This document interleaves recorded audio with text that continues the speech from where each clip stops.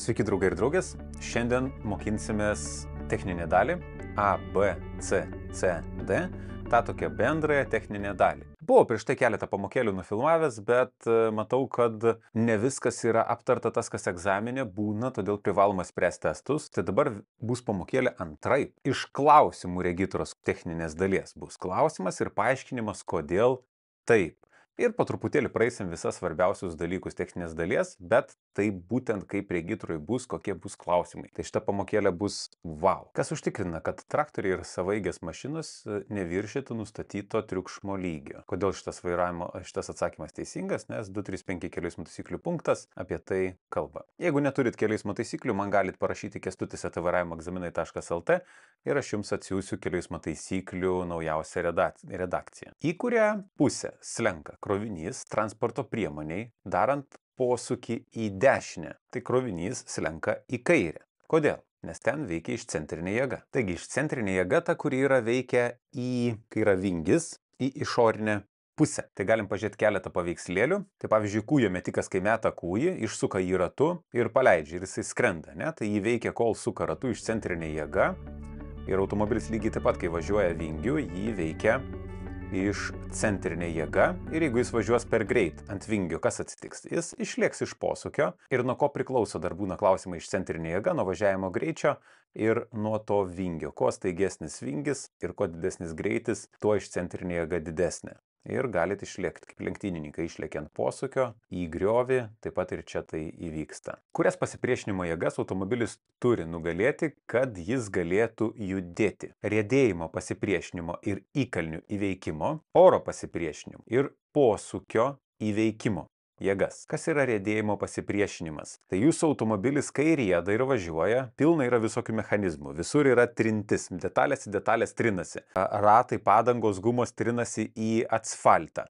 Todėl automobilis negali amžinai riedėti, jeigu paleidžiam jį, jisai stoja ir sulėtėja ir sustoja. Ne dėl to, kad yra trintis. Tai būtų riedėjimo pasipriešinimas ir įkalnių įveikimo. Tai įkalniuką, jeigu važiuoja, mums reikalinga jėga, kad automobilis ten galėtų judėti. Ne? Tai tokios jėgos reikia ir oro pasipriešinimo. Tai oro pasipriešinimo vėjas pučia ir nebūtinai jis pučia, tiesiog kas oras yra ir mes turim važiuoti per orą arba einam per orą, tiesiog kūnas juda per orą ir jam reikia įveikti irgi oro pasipriešinimą.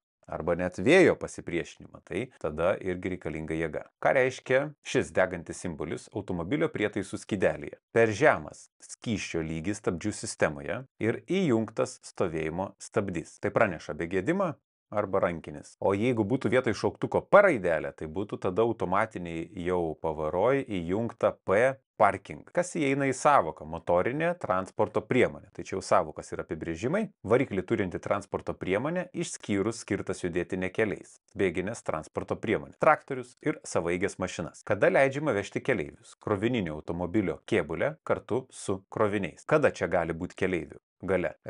Jeigu kariuomenė, kareiviai, karinės paskirties ir įrengtos sėdimo vietos, tada jie gali vežti. O šiaip keleivių ten negali būti. Kokį lėtėjimo greitį turi užtikrinti automobilio darbiniai stabdžiai? Tai yra 2,5 metrai per sekundę. Čia turit tą tiesiog užsirašyti ir prisiminti. Kokie matavimo vienetai vartojami padangų matmenų žymėjime? Tai apie tuos skaičiukus dar pakalbėsim, arba iškart pakalbam ir tada žinosim. Taigi padangos ant šono galime rasti tokius ir panašius užrašus, kurie reiškia. Pirmas ženklas P reiškia, kad tai yra passengers, tai reiškia keleiviams skirta automobilį vežančiam keleiviui. Skaičius 1,8, pavyzdžiui, 5, tai reiškia milimetrais. Padangos storis milimetrais. Kokio storio yra padanga? Milimetrai. Už slešo skaičiukas, pavyzdžiui, šiuo atveju 75, tai rodo procentai, kiek procentų nuo pločio yra gumos aukštis. Tai nurodo, va ta guma yra kokio aukščio? 75 procentai nuo pločio 1,85. Tai pagal formulę paskaičiavus būtų galima nustatyti, kokio aukščio tai yra. Toliau raidelė R. Tai yra radialinė arba diagonalinė padanga gali būti. Tai radialinė nurodo, kaip toje gumoje yra tinklelis ir kaip tas tinklelis yra išdėstytas. Arba taip tiesiai, ar išilgai. Tai R reiškia šitaip šonais eina viduj metalinis tinklelis. Už R raidelės esantis skaičius tai yra jūsų disko metalo to plotis coliais. Tai būna 17 ten lietnykai, 20, 21, 15. Tai va taip pat tas būtent disko spindulys metalo, ne gumos. Dar sekantis simbolis, tai va šitas, tai nurodo apkrovimo indeksas. Tai va tokia yra lentelė, kurie nurodyta, kiek kilogramų gali būti apkrautas jūsų ratas. Tai šis ratas gali būti apkrautas 475 kg. Tai jeigu mes tokius 4 ratus turim, na, gaunasi apie 2 beveik tonus, 1900 kg gali būti apkrauti. Tai greičiausiai ir ant dokumentų bus parašyta, kad tas automobilis maksimali leidžiama masė, jinai bus žemesnė negu šitie skaičiai. Ir S raidelė, tai greičio indeksas, rodo, kokiu maksimaliu greičiu galima su šitą padangą važiuoti. Na ir greičio reikšmės yra čia išvardintos. Mūsų padangoje yra greičio indeksas S. S reiškia, kad maksimalus greitis 180 km/h. Na ir svarbu, ar jūsų žieminė padanga ar vasarinė. Tai jeigu MS, tai mud snow, galima būtų ją naudoti ir žiemą, o jeigu yra raidelė S, tai snow. Jeigu yra snaigės simbolis, tai irgi snow, irgi žiemai tinkama padanga. O jeigu nėra nei tokio žymėjimo, tai šita padanga yra skirta naudoti vasarą. Na ir primenu, kad vasarą turi būti protektoriaus gylis ne mažesnis kaip 1,6, žiemą, atsiprašau, ne mažesnis kaip 1,6, vasarą ne mažesnis kaip 3 mm, o sunkvežimiams ar autobusams ne mažiau kaip 1 mm. Kas yra padangos protektoriaus lygis? Tai tų griovelių gylis. Ir čia dar matom tokį marką, tokią pakilusią griovelėje liniją, kuri nurodo tą indikatorių, kad jau jeigu pasiekė šoniniai, vat būtent nudilo iki to indikatoriaus, jau padangos naudoti nebegalite. Arba turit pamatuoti su liniuotė specialia. Taigi, kuo matuojama? Tai taip sakėm, milimetrai, taip procentai ir pačio metalo ilgis, ratlankio spindulys matuojamas coliais. Kaip nustatysite, ar visi automobilio žibintai veikia? Junginėsit atskirų žibintų šviesas ir kiekvieną kartą išlipsite patikrinti, ar jie šviečia. O žibintai, kurių negalit patikrinti, kad išlipus pažiūrėsit, ar šviečia, nu tai turit tada paprašyti pagalbos, kad jums padėtų kažkas ir arba galit privažiuoti prie sienos kažkokią ar kito automobilį ir matyti, kaip atsispindi. Tai pavyzdžiui, kaip stabdžių šviesos, tai jūs turit paspausti ir kažkas turi jums pažiūrėti. Bet esmė yra tokia, kad gal jisai nesuprato ir pamelavo jums kažką, ne? Tai iš tikrųjų reikėtų svetimo žmogaus paprašyti, kad jis paspaustų, o jūs patys turėtumėt nueiti ir pasižiūrėti, ar šviečia tos šviesos. Kada yra didesnė tikimybė atsirasti vandens pleištui tarp kelio dangos ir padangos. Kas yra vandens pleištas? Tai vandens pleištas yra vandens atsiradimas tarp padangos ir asfalto. Kaip matom, čia važiuoja per šlapę asfaltą, lyjant ir panašiai. Tai matom, kad kontaktas yra geras, ne? Spėja pašalinti visą vandenį. Ir dėl tam tikrų sąlygų gali atsitikti taip, kad ratas pradeda užvažiuoti ant vandens, vandens sankaupa tampa didesnė ir padanga gali užvažiuoti ant vandens. Ir tada gaunas, kad automobilis kaip ir plaukia ant vandens. Tai man tai buvo.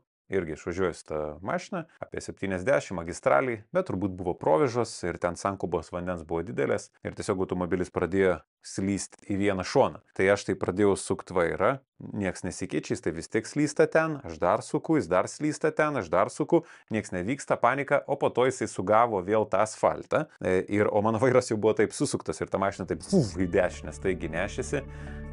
Tai, gerai, pasisekė man ten suvaldyti ją, bet jau nedaug trūko, kad būčiau į griovį ir nulėkęs. Tai vandens pleištas. Kada jisai atsiranda? Tai atsiranda, matom, kokį turi sąlytį, kai yra vanduo padanga važiuojant tam tikrų greičių. Tai ant 0 matom, kad gerai, pilnai susiliečia su asfaltu, ant 60 jau prasideda tam tikri dalykai ir jau mažėja padangos prisilietimas prie asfalto, važiuojant 80 km/h, jis dar toks kaip ir lyg tai normalus, bet jau gerokai matosi tas, kad jau plaukia, o čia jau sąlyčio su asfaltu padanga beveik nebeturi. Tai realiai nuo 70 km/h turite įsivaizduoti, kad jūsų automobilis jau tikrai per didesnį kiekį vandens plauks. Tai yra labai pavojinga, todėl kai, pavyzdžiui, lyja, automobiliai prilėtina greitį, netgi magistraliai automobiliai per didelį lietų prilėtina, ten galima važiuoti ant 110, jie prilėtina iki 50, iki 60 km/h ir važiuoja.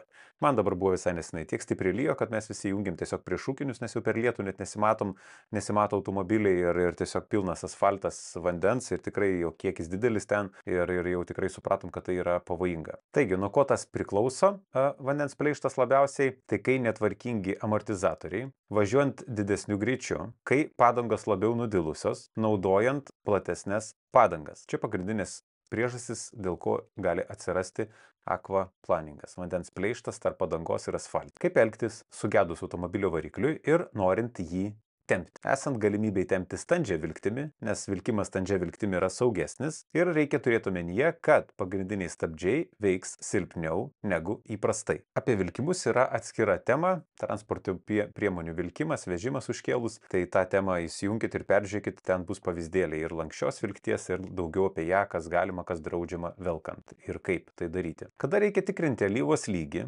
variklyje ir oro slėgį padangose, prieš važiuojant, kol variklis ir padangos yra šalti. Na tai pradedam po truputėlį kalbėti apie jau techninę dalį automobilio ir pradžiai turbūt reikėtų žinot, kas yra atidarius dangtį ir regitrų taip pačiu irgi tikrai reikės viską žinot, būtent tie, kas pažymėti ir turit žinoti. O dabar pradėjom kalbėti apie variklio patikrinimą ir padangos yra šalti. Tai patikrinti alyvos lygį variklyje ir oro slėgį padangose. Alyvos lygis yra matuojamas čia, su šito tokiu geltona, kur matom yra matavimo liniuotė ir ją ištraukiam. Ten yra toks ilgas vamzdelis ir tai yra dvi žymos. Minimum, maksimum. Tai reiškia, turim nuvalyti su servetėlę tą, kad būtų švaru nuo tepalo.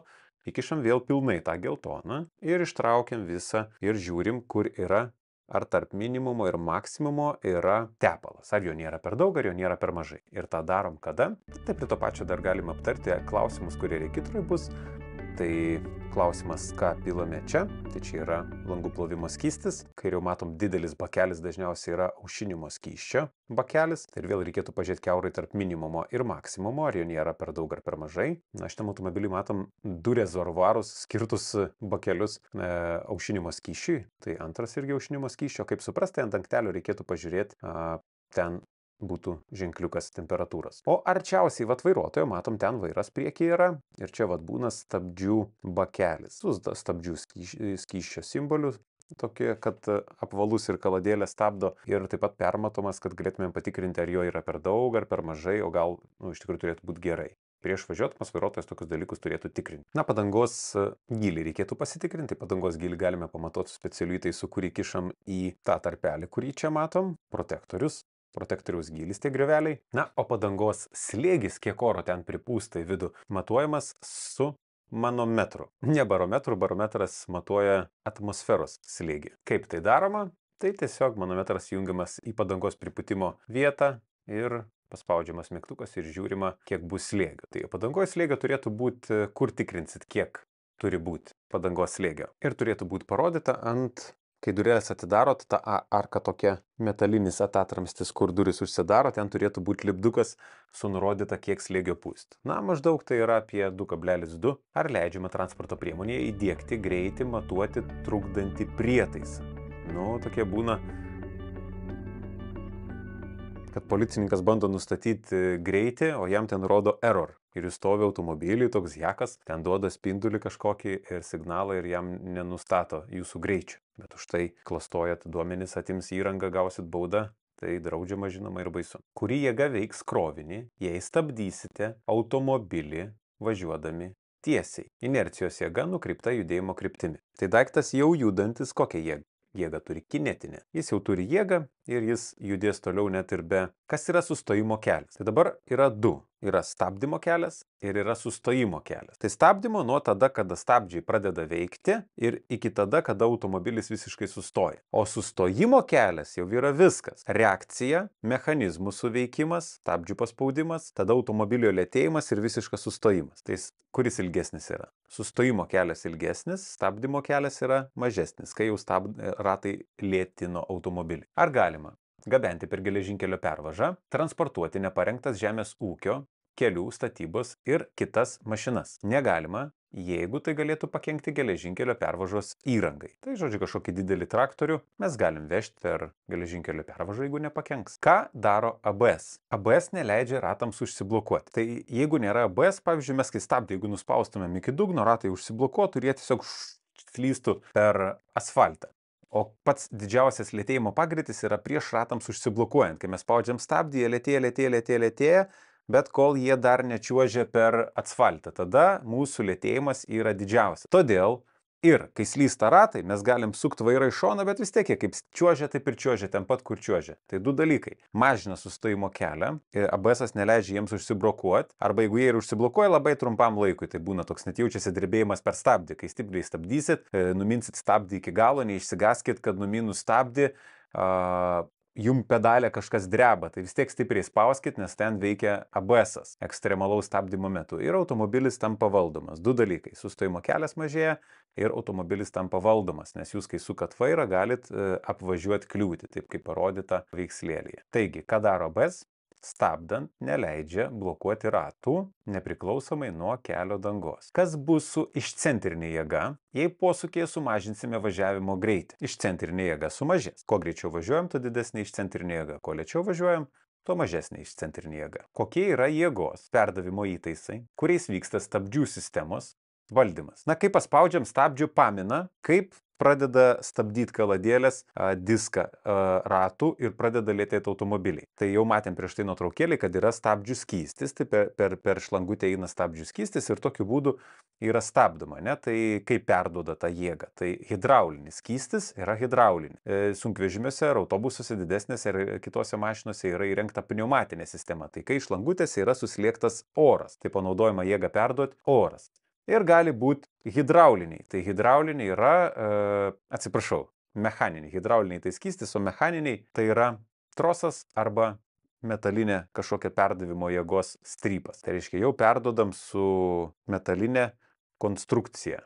Ar gali būti, žinoma, gal ir ne metalinė, kažkokia kitokia plasmasinė, gal šiuolaikinė. Tai reiškia mechaninė. Tai trys būdai, kaip stabdžiai perduoda: mechaniniai, hidrauliniai ir pneumatiniai. Kodėl variklio aušinimo skysčio lygį reikia matuoti, kai variklis yra atvėsęs, neįkaitęs? Parašyta, nes duomenys bus neteisingi. Na, šiek tiek noriu paaiškinti, tai aušinimo skystis čia kaip ir kalbėjom, kur yra. Tai čia turit žiūrėti, kai atšalęs, nes kai sukaista, kūnai plečiasi įkaitę.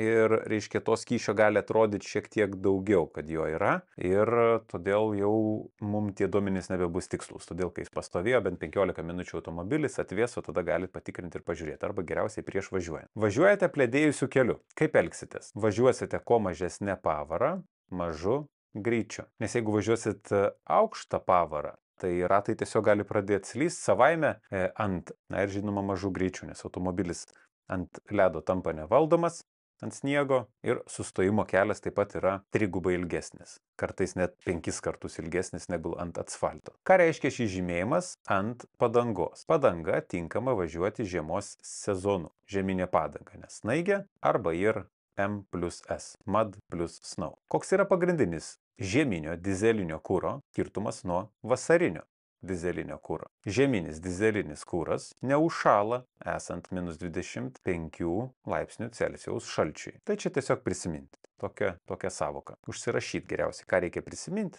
Užsirašyti. Ar teisingas teiginys? Variklis yra neužvestas, paspaudžiant stabdžių pedalas, pamina, kaskart jį nuspaudus, jo eiga sumažėja maždaug trečdaliu. Jeigu kiekvieną kartą paspaudus pedalą, jis įsispaudžia tiek pat, reiškia, kad stabdys neveikia. Ar teisingai ar ne?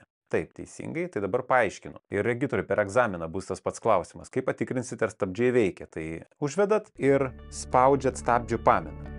Sankaba, pavyzdžiui, taip iki galo nusispaudžia. Akceleratorius irgi taip iki galo nusispaudžia. O stabdžių pamina spaudžiasi ir jinai taip ir palieka ne iki galo nusispausta. Prieš pradedant vieną kartą lyg tai daugiau jinai gali nusispausti, kitą kartą biški mažiau, ir jinai tokia taip spaudi ir taip kiečiau taip yra iki galo, negali nuspausti stabdžių paminos. Tai va tada veikia stabdžiai. O jeigu tau stabdžiai taip atsisėdus užsivedus būtų stabdį, pabandytum ir jis mintus kiaurai, dar kartą pabandytum, jis vėl kiaurai, tai tada tikrai neveikia stabdžiai ir pradėsi važiuoti, spausti stabdį, automobilis nestos. Taigi teisingas. Kas sudaro pakaba? Pakaba tai yra, ant ko laikosi automobilis. Kaip automobilis pasideda ant ratų. Tai būna lingės, stabilizatoriai, spiruoklės, amortizatoriai. Na tai dabar apie tai ir pakalbėkim. Kaip tai atsitinka, tai lingės atrodo tokie metalo lakštai, spiruoklės, amortizatoriai, stabilizatoriai ir ant padangos, ant rato pasideda. Kaip tai atrodo? Ten viduje amortizatorius vamzdis. Čia yra spiruoklė, čia yra vairo kolonėlė, kuri padeda ratus sukinėti. Va eina vamzdis ir sukinėja. Čia matom yra stabdžių diskas tas, kuris spaudžia stabdžių kaladėlės va šitoje vietoje, o ten užsideda va ant to galiuko ratą. Čia stabilizatorius, kuris stabilizuoja padėtį. Pagrinde pasideda svoris ant spiruoklės. Aišku, kitose automobilėse būna pagalvės oro, Tai būna tokie tiesiog juodas toks įrengtas kaip oro maišas ir ant jo pasideda irgi prisipučia automobilį oras ir važiuoja pneumatinė, būna pakaba, sunkvežimiuose, fūrose pagrinde, kartais lengvuosiuose pneumatiniai irgi būna, tai vat arba spiruoklė, arba oro pagalvė ir amortizatorius. Tai tie atlaiko svorio, ką daro amortizatorius. Amortizatorius neleidžia automobiliui taip siūbuoti. Tai pavyzdžiui, pervažiavo per duobę ir jeigu būtų spiruoklė, tik tai ten taip ir važiuotumėm visi linksmai spiruokliodami. Amortizatorius ką padaro? Per duobę pervažiuojam, vunk, vunk ir atsistoja automobilis atgal į savo poziciją. Tai ką daro? Slopina svyravimą amortizatorius. Na ir kaip atrodo automobilio pakaba, apie ką dabar yra klausimas, tai vat matom, vairo kolonėlė, kuri sukinėja ratus į šonus, čia vadinama tokia dar granata, kur kartais sugenda, tai va tos detalės ir yra, kurias reikia keisti automobilyje, ne, kai sudyla, tokios va dažniausiai guminės, metalinės detalės, kurios padeda valdyti automobilį ir pradeda barškėjimas atsiranda, tai reikia atsukti varžtus ir keisti tas, bet jas keisti privaloma, todėl kad dėl saugumo būtinai, nes gali išnirt, gali prarasti kontrolę automobilio, arba pavyzdžiui, jeigu amortizatoriai neslopina svyravimų, tas lingavimas, vėl šokinėjimas, jums trukdo valdyti automobilį. Pašoko automobilis ir jau jisai sunkiau valdosi ir ten gali dėti kažkur greičiau važiuodami avariją padaryti. Tai turi būti visos detalės tinkamos, tai vat per technikinį, kai važiuoja, tai tikrina, ar kiekviena detalėlė ar tinkamai veikia. Aišku, ne tik tai, bet ir daugiau. Na, taigi dabar galėtumėm atsakyti klausimą, kas sudaro pakabą, tai lingės, stabilizatoriai, spiruoklės, amortizatoriai. Dėl kokios priežasties padanga ima labiau dilti vidurinėje dalyje. Taigi, per vidurį matom, kad gerai pripūsta padanga, tai reiškia visas padangos protektorius dyla tolygiai. Kai yra pripūsta per daug padanga, jinai tokia gaunas ne taip tiesia, taip truputėlį vidurys išsipūtęs, ne kaip balioną pripučiant. Tai todėl važiuojant labiau dyla vidurinė dalis. Ir padanga greičiau nusidėvi. Ir aišku, nesaugiau vairuoti. Tai atrodo va šitai. Ir jeigu jinai nepakankamai pripūsta, tai tada viduriukas kaip tik įkrenta į apačią ir labiau dyla šoninės padangos dalis, jeigu nepakankamai pripūsta.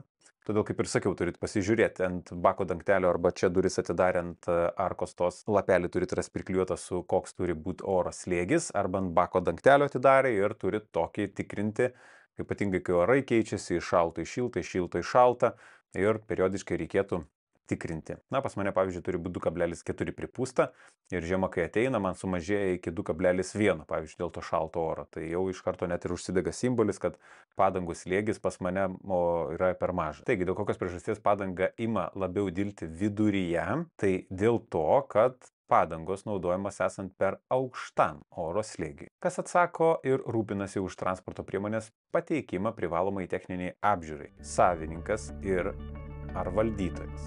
Bet jeigu techninė apžiūra pasibaigusi, tai nereiškia, kad vairuotojas gali važiuoti. Vairuotojas irgi kiekvieną kartą paėmęs automobilį vairuoti, turi pasižiūrėti, ar jis turi draudimą, ar galioja techninė apžiūra tam automobiliui. Taigi atsako savininkas ar valdytojas, bet vairuotojas važiuoti negali be techninės apžiūros. Koks turi būti minimalus padangų protektoriaus gylis žiemą? B kategorijos transporto priemonė. Žiemą ne mažiau kaip 3, vasarą ne mažiau kaip 1,6 lengviesiems automobiliams. Kokia turi būti bendra transporto priemonės padangų būklė, tinkama saugiai važiuoti. Tos pačios ašies. Padangos turi būti tos pačios konstrukcijos tipo, to paties matmens žymėjimo, tos pačios naudojimo paskirties. Visos būtų be matomų įtrūkimų, net pleišėjusios, nesuskirdusios. Kas yra ašis? Tai va, čia yra viena ašis, o galiai yra kita automobilio ašis. Kiek čia yra automobilio? Tai viena ašis, ten kita ašis. Tai iš šono, vat, kiek matom tos, jos vadinamos ašis. Ir tos dvi padangos turi būti vienodos ir tos dvi padangos turi būti vienodos. Ir negali būti vienos žieminės, kitos vasarinės, jos vis tiek turi būti tokio pačio tipo. Tai, geriausiai, kai visos keturios yra tokios pačios. Tokio pačio nusidėvėjimo, to pačio gamintojo, tos pačios rūšies ir vienodos padangos. Kas garantuoja automobilio pasyvųjį? Pasyvusis yra tai įrenginiai, kurie jūs saugo avarijos metu, jau įvykus avarijai, o aktyviosios saugumo priemonės yra tos, kurios jūs saugo, kad neatsitiktų avarijai. Kaip geras vėdinimas, tai prasojo langai, aš nebematau, pavojinga važiuoti, ne? Įjungiau vėdinimą, susitvarkiau ir, rasa dingo, aš pradėjau gerai matyti ir tapo saugiau. Tai vėdinimo reguliavimas šildymo yra saugusis, aktyvaus saugumo elementas. O saugos diržas, susisegiau saugos diržą ir jis dabar manęs dar nieko man neišgelbėjo, nepadarė, nepasaugino, ne? Jisai saugos mane, kai vyks avarija, kad aš nepatirčiau susižeidimų jau avarijos metu. Taigi, kas garantuoja